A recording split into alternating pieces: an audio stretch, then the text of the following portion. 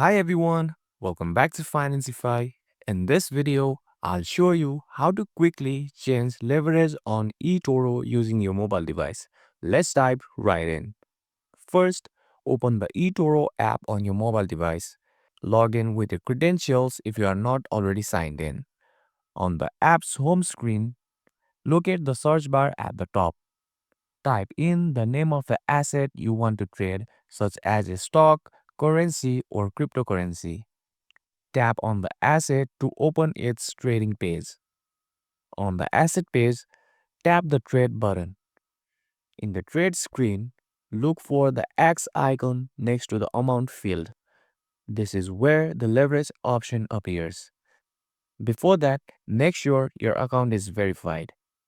Then, tap the X to view the available leverage levels. Example, options like X1, no leverage, X2, X5, etc. will be displayed based on the asset. Select your desired leverage option. Double check your trade settings, including the investment amount and stop loss take profit limits if applicable.